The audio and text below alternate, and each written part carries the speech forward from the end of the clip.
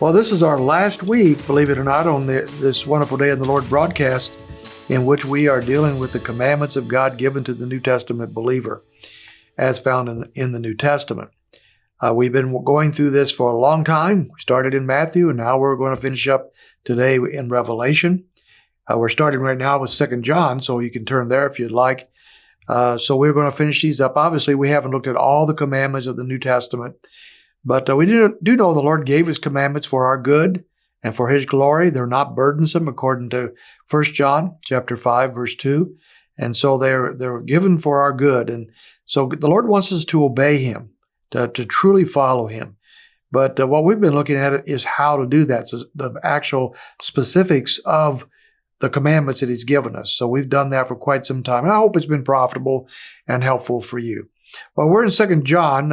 2 and 3 John are the two smallest of the little letters in the New Testament. These are personal letters written to individuals, and yet they have truths that we want to look at together. And as we do in 2 John, we come to a passage of Scripture that he's concerned about some false teachings, and that's true of the 3rd John as well. And he's warning about those kinds of things. And in this little epistle, he is writing, it says in the first verse, to an elect lady. And most Bible commentators believe he's talking there not to a particular woman, but probably to a church itself, some local church somewhere. That doesn't matter a great deal, but that's what most people think. Well, he's talking here about deceivers in verse 7. Like I said, he's concerned about that. These last little epistles are written towards the end of the first century. Deceivers had come. Some of them had infiltrated the local churches, and John was concerned about that. And he said in verse 7, "For many deceivers have gone out into the world, those who do not confess Jesus Christ as coming in the flesh. This is a deceiver and an antichrist." We see there at least a beginning, maybe the roots of Gnosticism that would actually be full-blown the next century, in which there was a denial of the actual physical presence of Jesus on earth. And so if this is the root of that, maybe the beginning of that, there were people that were denying that Jesus actually was incarnate and came to the earth. He said those people are deceivers. They're not of the faith. And then we see our commandment, verse 8, "See to yourselves that you do not lose what you've accomplished, but that you may receive a full reward." So here's our warning and our command.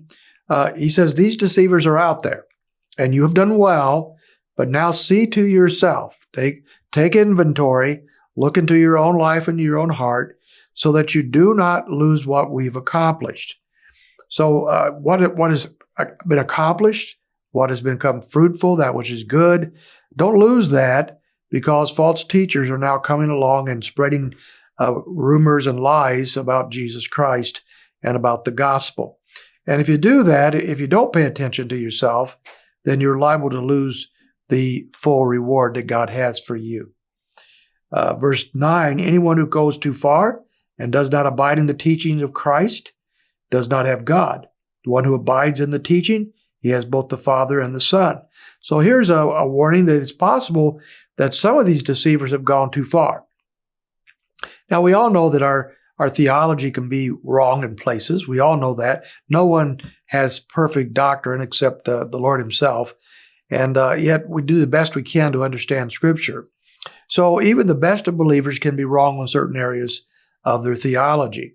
But it's possible to go too far and go beyond the requirements of Christianity even. And that's what he's speaking of here. So some of these deceivers had gone so far that he is saying that they don't abide in the teachings of Christ, and because they don't abide in the teachings of Christ, they do not belong to God. They are not of God. So he is saying these people have come into your church. Watch this. You watch yourself. If they go beyond what have been already taught them about the things of Christ by the apostles, if they go beyond that in these cardinal essential issues such as the deity of Christ, the incarnation, the gospel, you know that they've gone so far that they're not even in the faith. So watch that very carefully. So this is a command and a warning to each of us, as it was given to the first century churches as well.